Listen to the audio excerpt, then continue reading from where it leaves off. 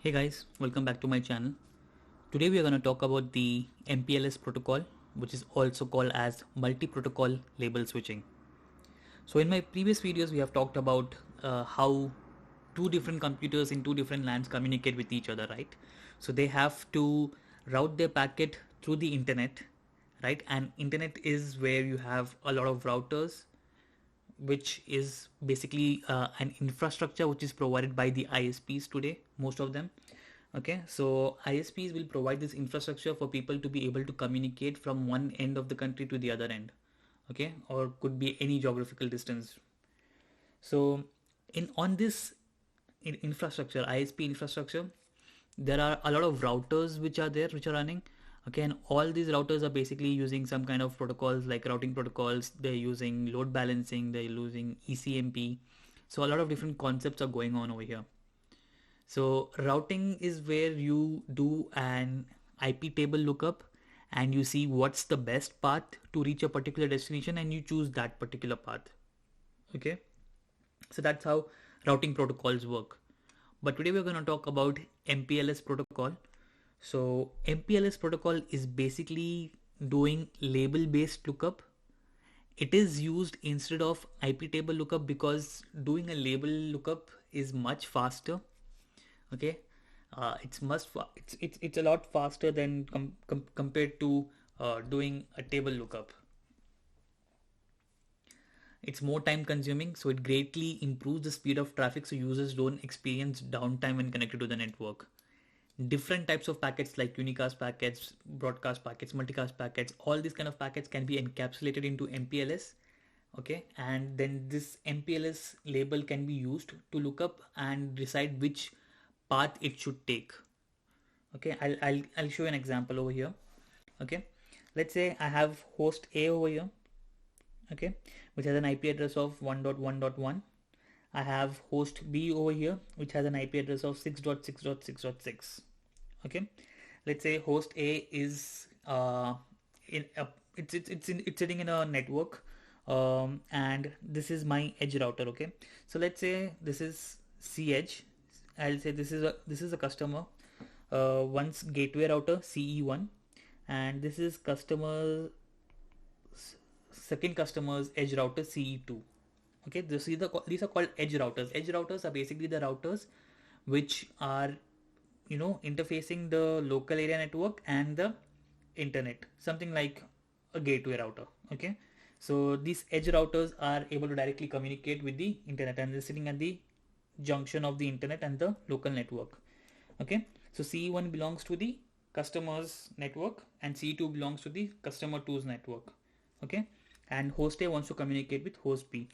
Now you can see the internet over here, which is basically, it could be bunch of routers by multiple ISPs, it could be just one ISP's infrastructure, could be anything. Okay, so in MPLS terminology, this edge is called provider edge.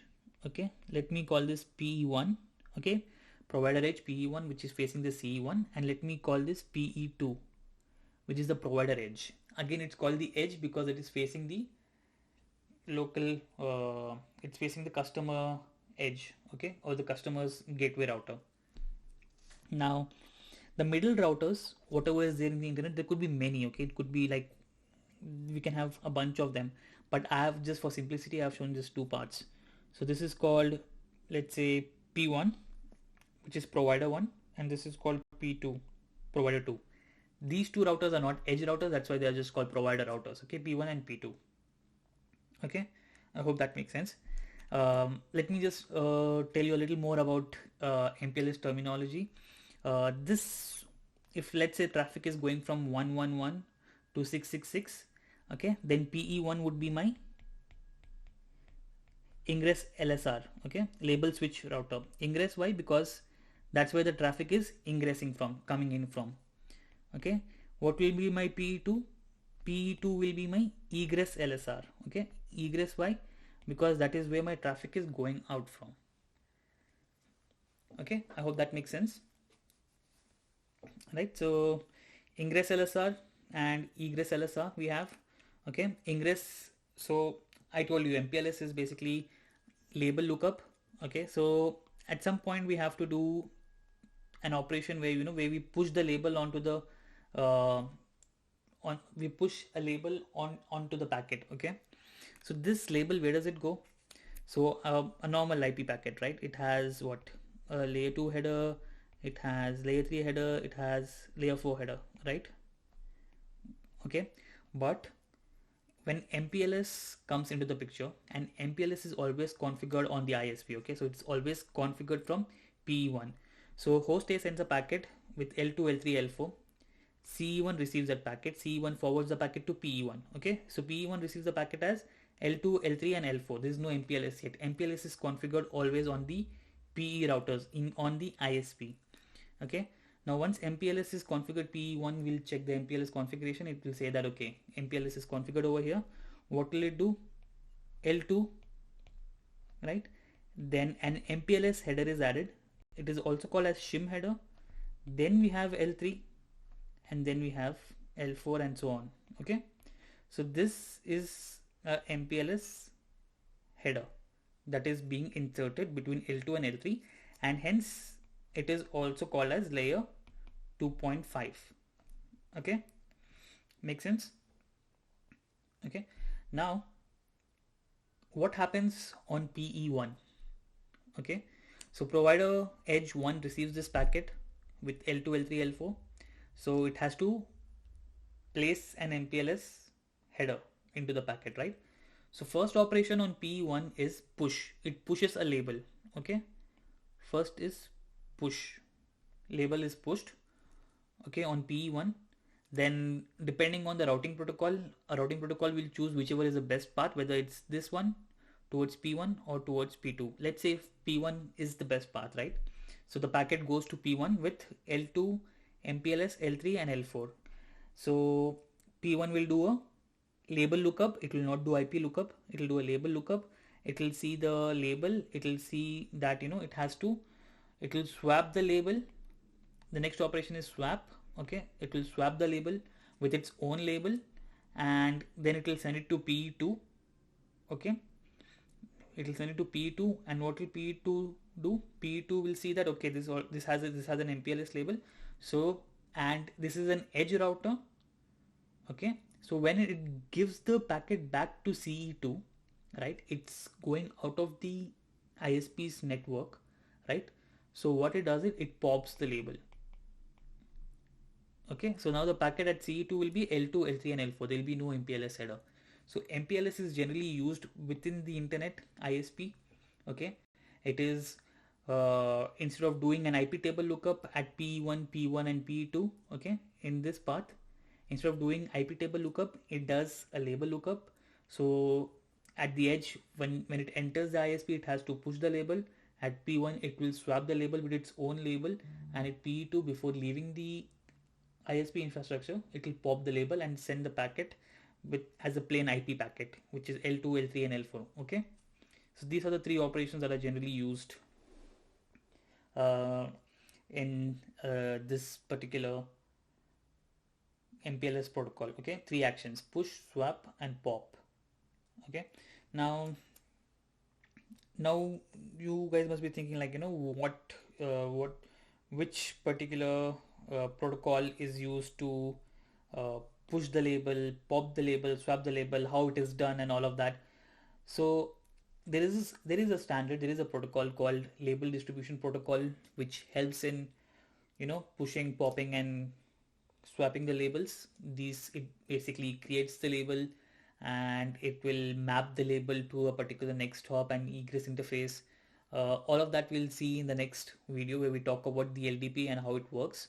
Okay, but before that, let me just show you how an MPLS packet looks like. Okay, so MPLS header, right? I told you about MPLS header is always inserted between the layer 2 and layer 3.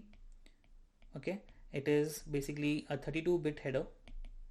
Okay, in that 32-bit, the first 20-bit is label. Okay, 20-bit label is there.